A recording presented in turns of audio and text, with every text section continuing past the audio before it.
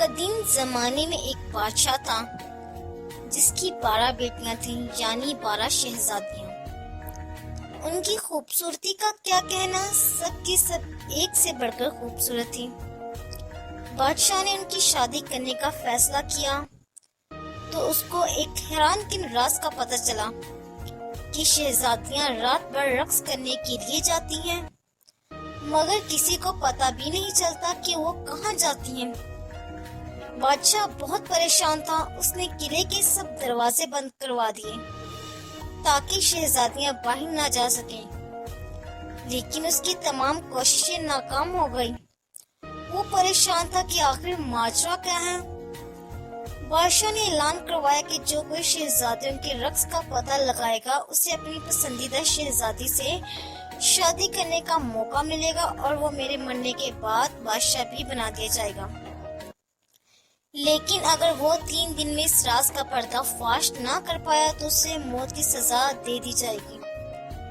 یہ خبر ریاست میں ہر طرف پھیل گئی۔ ایک شہزادہ آیا جو رقص کے راز کا پتہ لگانا چاہتا تھا۔ اس نے کہا، میں آپ کی پڑوسی ریاست کا شہزادہ ہوں اور شہزادیوں کے رقص کا پتہ لگانے آیا ہوں۔ بادشاہ نے اس کا استقبال کیا۔ رات کا کھانا کھانے کے بعد اسے شہزادیوں کے کمرے کے ساتھ والے کمرہ سونے کے لیے دے دیا گیا۔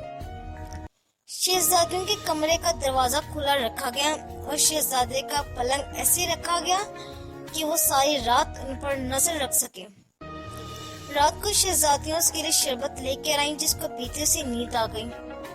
جب اس کی آنکھ کھلی تو شہزادیاں رقص کر کے واپس آ چکی تھی۔ تینوں دن ایسے ہی چلتا رہا۔ چوتھے دن جب شہزادہ بادشاہ کے سامنے حاضر ہوا تو اس کے پاس بادشاہوں کے سوالوں کا کوئی جواب نہ تھا۔ بادشاہ نے اسے موت کی سزا دے دی۔ بھی بہت سے لوگ آئے لیکن سب ناکام رہے۔ پھر ایک دن ایک زخمی سپاہی اپنی قسمت آزمانے بادشاہ کے محل کی طرف چل پڑا۔ راستے میں اسے ایک بڑھیا ملی۔ سپاہی نے بڑھیا کی مدد کی۔ بڑھیا نے بدلے میں اسے ایک پوشاک دی اور کہا کہ یہ پہن کر تم کسی کو نظر نہیں آؤ گے، اور یہ بھی بتایا کہ جو جوس شہزادیاں تمہیں دیں وہ مت پینا۔ سپاہی بادشاہ کے محل میں پہنچ گیا۔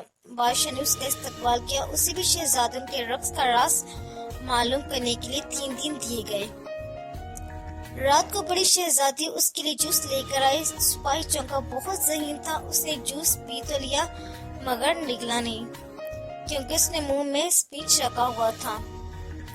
جیسے ہی شہزادی کمرے سے باہر نکلی، اس نے منہ سے نکالا اور سونے کی اداکاری کرنے لگا۔ شہزادیاں اس کو سوتا دیکھ کر خوش ہوئے، رقص کرنے کے لیے تیار ہو گئیں۔ سب سے بڑی شہزادی نے اپنا پاؤں زور سے اپنے پلنگ پر مارا تو وہ زمین میں دوس ہو گیا، اور پھر ساری شہزادیاں اس خفیہ راستے سے نیچے اترنے لگی۔ سپاہی یہ سب دیکھ رہا تھا۔ اس نے بڑھیا کی دی پوشاک پہن لی اور ان کا پیچھا کرنے لگا۔ آدھا راستہ اترنے کے بعد چھوٹی شہزادی کو شک ہوا کہ شاید کوئی اس کے پیچھے ہے، مگر پوشاک کی وجہ سے سپاہی کسی کو بھی نظر نہیں آ رہا تھا۔ پھر وہ سب سے خوبصورت حصے میں پہنچ گئی جہاں درختوں پر لگے پتے چاندی کے تھے۔ سپاہی نے ثبوت کے لیے ایک پتا توڑ لیا۔ اس کے توڑتے ایک زوردار آواز آئی جس سے سب ڈر گئے، آگے سب پتے سونے کے تھے۔ سپاہی نے ایک سونے کا پتا بھی توڑ لیا اور آگے جا کر ایک ہیرا بھی ثبوت کے لیے لے لیا۔ پھر شہزادیاں ایک جھیل کے کنارے پہنچ گئی جہاں 12 شہزادے ان کا انتظار کر رہے تھے۔ ہر ایک شہزادی ایک ایک شہزادے کے ساتھ بیٹھ گئی۔